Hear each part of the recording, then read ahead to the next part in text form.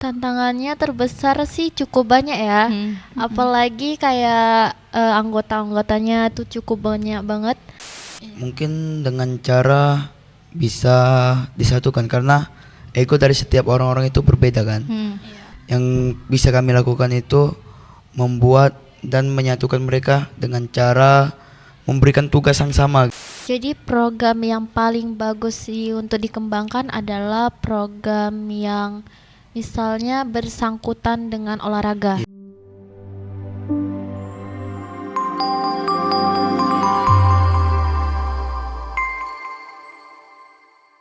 Assalamualaikum warahmatullahi wabarakatuh.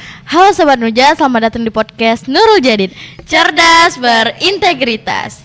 Perkenalkan, nama saya Suci Kanzaria. Saya bersama rekan saya Afisa Damia Putri. Kami akan menemani teman-teman dalam beberapa waktu ke depan. Nah, sebelum kita ngebahas tentang materi, pasti teman-teman sudah tahu dong apa yang akan kita bahas pada pagi hari ini. Betul. Yang pertama, itu kita ngebahas tentang OSIS.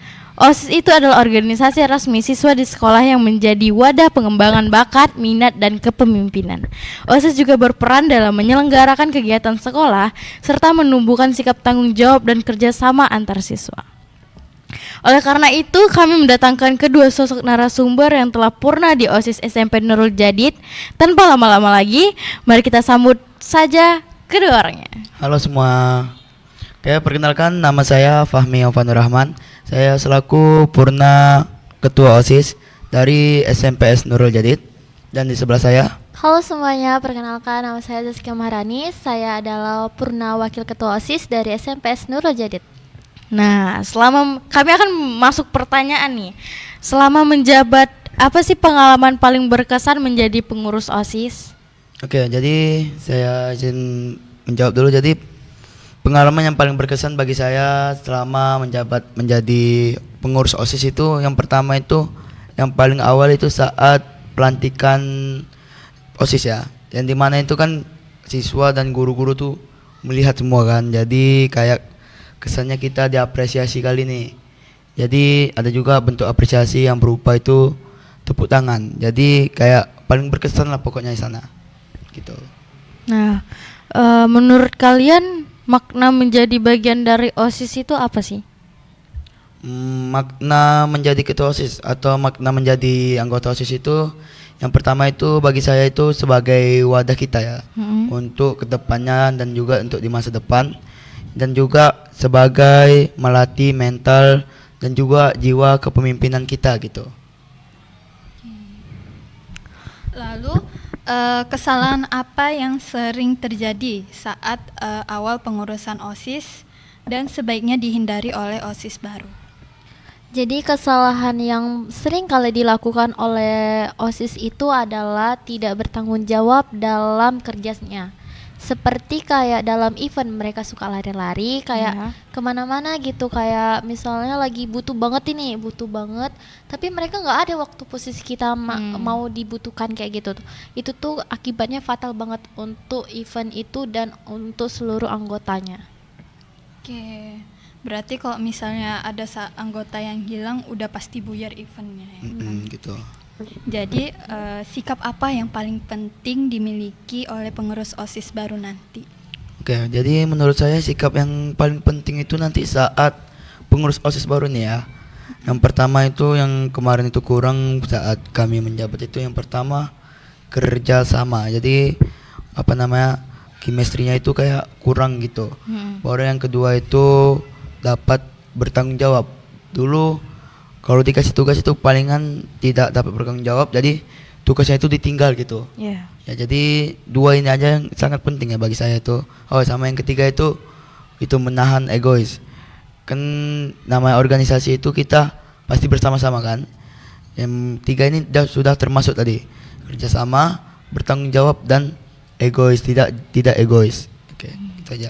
Ngebahas tentang kerjasama, pasti di organisasi ini pasti ada yang entah kemana-mana gitu kan, nggak kompak gitu. Nah, cara menjaga kekompakan dalam kepengurusan OSIS itu gimana? Untuk menjaga kekompakan di pengurusan OSIS itu mungkin diantara lain kita membagi tugas ya. bagi tugas itu kayak seperti satu tugas ini 3 orang, satu tugas ini 2 orang. Jadi lalu kita memberikan tugas.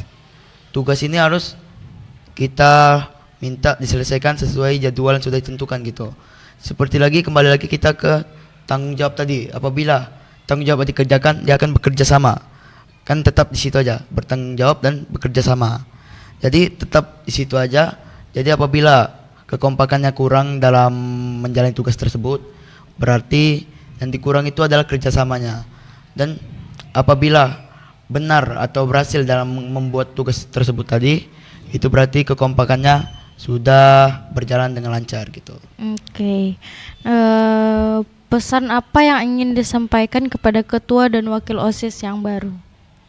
Pesannya cukup simpel aja sih untuk anggota OSIS baru, yaitu tetap kerjasama, tidak mementingkan ego masing-masing, tetap berkembang dalam satu organisasi bersama-sama, tetap berjuang, jangan gampang menyerah. Itu aja sih. Oke.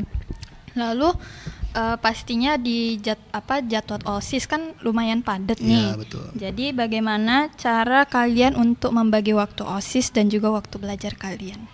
Oke, jadi untuk waktu OSIS dan jam pelajaran itu mungkin kadang juga kami rapat di jam pelajaran gitu kan. Iya, Otomatis juga itu kepotong sama jam pelajaran kami, dan juga kami akan ketinggalan sama pelajaran yang dipelajari dengan hari ini.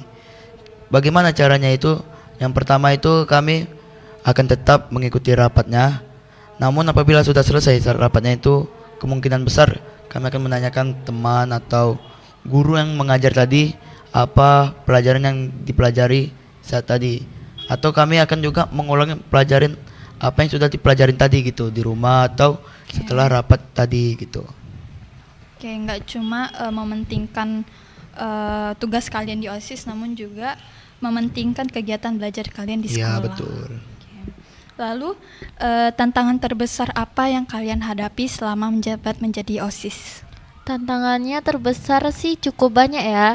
Apalagi kayak anggota-anggotanya tuh cukup banyak banget. Jadi tantangannya cukup menantang, yaitu ego. Tetap pembahasan ego sih. Karena banyak orang banyak ego nih. Betul itu. Kayak satu orang egonya kayak 2 orang egonya ini kayak. Apalagi kami punya 36 anggota nih. Banyak banget ini di antara betul, sekolah-sekolah lain ya kan. Siswa dikit tapi anggotanya banyak Cukup banget. banyak ya. Jadi kayak ego 36 orang ini bersatu gitu, kayak wow, amazing banget.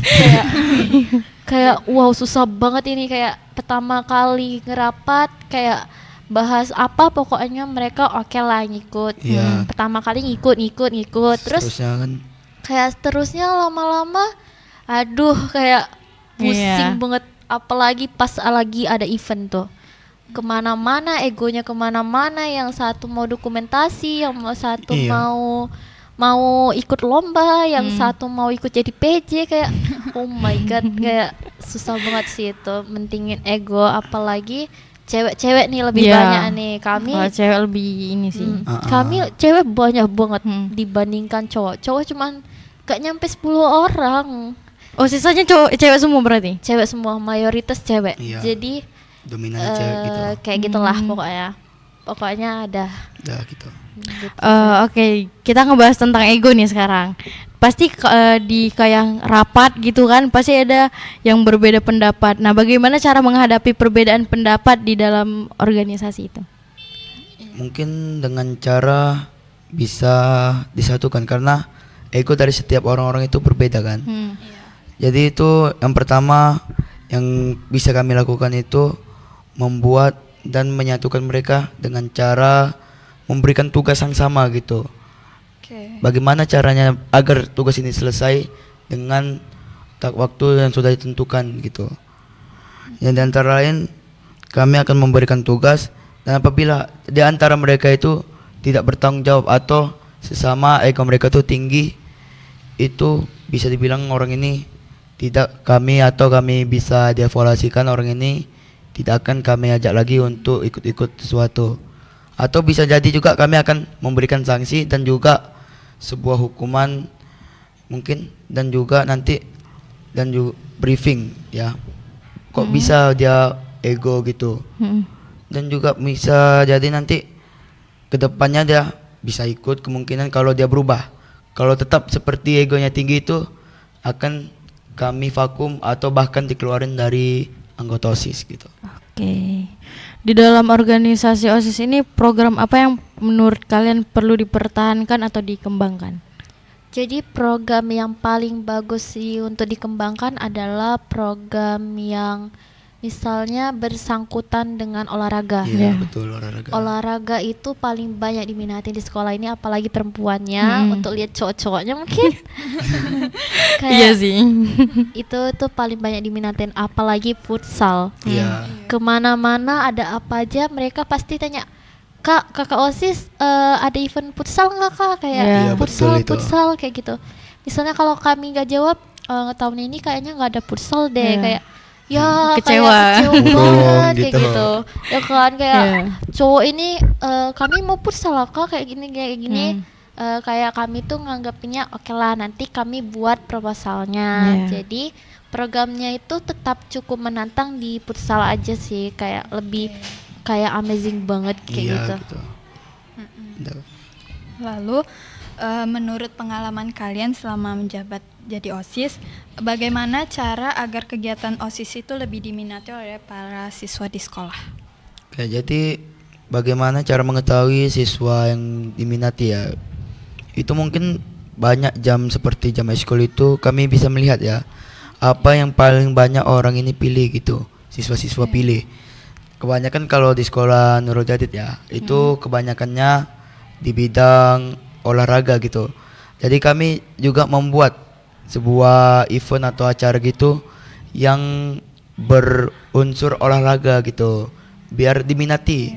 Masa orang lagi olahraga tiba-tiba kita membuat unsurnya beda gitu, otomatis kan apabila kami buat event yang berbeda gitu mungkin kurang peminat dan juga sedikit yang akan masuk ke dalam situ. Jadi kami lebih memilih apa yang banyak diminati dulu dan membuat program yang sudah banyak diminati tersebut sebelumnya gitu. Oke. Lalu pesan apa agar para OSIS yang baru ini tidak mudah menyerah dalam menghadapi masalah? Jadi pesan untuk anggota Anggota. OSIS yang baru itu ya jangan menyerah dan jangan mentingin ego teman-temannya. Cukup mentingin ego kita yang tidak beradu domba. Kayak misalnya anggotanya yang beradu domba, pikirannya itu tidak baik. Jadi tetap membicarakan tentang yang baik-baiknya dan ngomong sebaik-baik mungkin. Karena semakin banyaknya kata-kata, semakin rumit untuk memperjelaskan lebih lanjut. Jadi pesannya ya jangan mentingin ego lah intinya. Jangan mentingin ego, Betul. tetap kerja sama satu tim. Kita tuh satu organisasi, jadi satu organisasi tetap bekerja sama dalam bidangnya itu. Jadi jangan beda-beda, tetap satu tujuan dan satu arah. Jangan beda arah ya, nanti nyasar loh. Nggak bisa Sherlock loh ini. Iya. Apalagi nggak bawa HP nih. Iya. Aduh. Aduh. Terus tadi udah ngebahas tentang pesan, sekarang harapan. Harapan apa yang kalian titipkan untuk OSIS baru untuk kedepannya? Untuk harapannya mungkin sedikit aja, mungkin untuk harapan ini semoga OSIS baru bisa lebih daripada OSIS sebelumnya dan juga OSIS baru lebih berkembang ya, lebih banyak juga acara-acara yang dapat di ACC dari sekolah, dari pihak siswa juga, dan banyak diminati gitu. Jadi biar makin kedepannya lagi minat yang masuk OSIS ini lebih banyak gitu, karena kan dari kami OSIS berikutnya itu diprediksi menurun ya, mungkin karena beberapa juga kemarin tuh masalah ya. Mungkin harapannya itu ya mungkin untuk berkembang lebih baik, lebih bagus lagi OSISnya, dan juga kerjasama lebih kompak lagi gitu, chemistry-nya lebih tinggi lah pokoknya. Oke, mungkin teman-teman mau tahu ya, bukan teman-teman aja sih, kami juga mau tahu ya kan Syah. Kita semua juga mau tahu. Apa sih arti OSIS yang sukses itu? OSIS yang sukses itu di mana OSIS ini berhasil ya membawa sebuah sekolah ini menjadi lebih baik di sekolah lain, mungkin kayak aktif di sosial media gitu, melihat oh OSIS ini bagus nih, on terus sosial medianya dan juga memposting kegiatan-kegiatan yang menarik perhatian di sosmed gitu. Jadi itu mungkin salah satu dari kata sukses di sosial media. Ada lagi di sukses mungkin di event-event dan acara-acara. Yang pertama itu berhasil.